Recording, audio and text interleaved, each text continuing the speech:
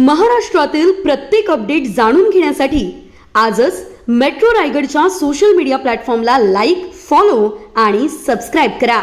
रायगड जिल्ह्यातील वेलवली खानाव मार्गावरील पुलाला पडलेल्या मोठ्या भगदाडामुळे एका निष्पाप शेतकऱ्याचा मृत्यू झाल्याने परिसरात संतापाची लाट उसळली आहे. या दुर्घटनेबाबत 2 दिवसांपूर्वीच प्रशासनाला लेखी तक्रार करून संभाव्य अपघाताचा इशारा देण्यात आला होता. मात्र सार्वजनिक बांधकाम विभागाने कोणतीही दखल न घेतल्यामुळे ही दुर्दैवी घटना घडल्याचा आरोप सामाजिक कार्यकर्ते ॲडव्होकेट राकेश नारायण पाटील यांनी केला आहे. दुर्घटनेनंतरही प्रशासनाने तत्काळ निर्णय न घेतल्याने मयताच्या कुटुंबाला मदत मिळावी यासाठी भर पावसात सुमारे 4 तास मृतदेह घटनास्थळी ठेवावा लागला. ही बाब प्रशासनाच्या अपयशाचे द्योतक असल्याचे त्यांनी म्हटले आहे.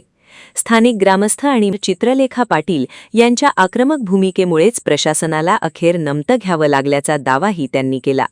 या प्रकरणी निष्काळजीपणासाठी जबाबदार असलेल्या सार्वजनिक बांधकाम विभागाच्या कार्यकारी अभियंता आणि संबंधित ठेकेदारावर तातडीने गुन्हे दाखल करून कठोर कारवाई करावी अशी मागणी ॲडव्होकेट राकेश नारायण पाटील यांनी केली आहे. तर आपण 2 दिवसापूर्वीच आपण सांगितलं होतं की हे जे होल पडलेलं आहे ते जर बंद नाही झालं तर भगदाड बंद नाही झालं तर कोणतरी याच्यातून जीवाला मुकणार आहे आणि कोणाच्या तरी घरात काळोख पडणार आहे. आणि ते सगळं सिच्युएशन आज बिचारा एक खानाव ग्रामचा ज्येष्ठ व्यक्ती तर डेथ झाला. ही सगळ्यात मोठी शोकांतिका आहे. प्रशासनाचं हे अपयश आहे हे सत्य आहे, परंतु हा विषय हाताळणं शासनाला जमलं नाही हे कटू सत्य आहे. राजकीय नेते आले, गोंधळी साहेब आले, सन्माननीय चित्रलेखा पाटील मॅडम आल्या, त्यांनी आक्रमक भूमिका मांडली, तरीसुद्धा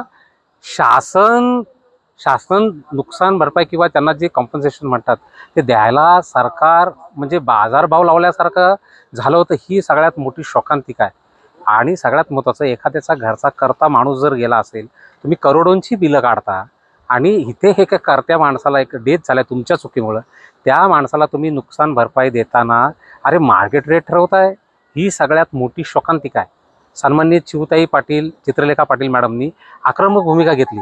तुम्हाला जर नसेल जमत तर आम्ही आमच्या पद्धतीने करतो, आणि त्या आक्रमक भूमिकेमुळंच आज त्या माणसाला इथं न्याय मिळाला हे सत्य आहे. माझी तर सगळ्यांना विनंती आहे की अरे गावचं राजकारण तुम्ही सोडून द्या, पण आज इथं माणूस डेथ झाला आहे आणि डेथ झालेली बॉडी आज 4-4.5 तास तुम्ही त्याला नुकसान भरपाईसाठी बॉडी रोडवर ठेवावी लागते. हे इथलं अपयश आहे, इथल्या नेत्यांचं अपयश आहे. आणि अलिबाग रोहा रस्ता मी सन्माननीय आमदार साहेबांना, महेंद्र दळवींना विनंती करतो की ह्या रस्त्याचा विषय आता पावसाळी अधिवेशनात घ्या. सगळ्यात महत्त्वाचा विषय आहे की जे यंत्रणा आहे, पोलीस यंत्रणा आहे, त्यांना तर सकाळ संध्याकाळ 3 वेळा ह्याच रस्त्यावर यावं जावं लागतंय. प्रवाशांपेक्षा पोलिसांचंही संरक्षण होईल, कारण जे रात्रीला जे पेट्रोलिंगला येतात त्यांना बिचारांना काय रस्ता माहीत होणार आहे. आणि एका पोलीस स्टेशनचं दुसरं पोलीस स्टेशन, दुसऱ्याच्या एरियात पोलीस स्टेशन पेट्रोलिंगला येतं, त्यावेळी मग काय, हे जे नुकसान होणार आहे ह्याला जबाबदार कोण आहे? आमदारांना विनंती करतो की येत्या पावसाळी अधिवेशनात हा अलिबाग रोहा रस्त्याचा विषय हा घ्या. मला 2-4 लोकांनी सांगितलं अरे त्या अलिबाग रोहा रस्त्याचा ज्यांनी ठेका घेतलाय तो म्हणे भाजपचा मोठा असते, त्याच्यामुळे कोण त्याचं वाकडं करणार नाही. लक्षात ठेवा, रावणाची लंका सुद्धा जळालेली आहे. त्याच्यामुळं ही जनता आहे, जनता काही करू शकते, पण अलिबाग रोहा रस्त्याचा जो विषय आहे हा अधिवेशनात निघून ह्या रस्त्याच्या लोकांना न्याय मिळणं गरजेचं आहे. जर ह्या विषयात जर सरकारने न्याय दिला नाही तर आम्ही रस्त्यावर उतरू, हे जगाचं सत्य आहे.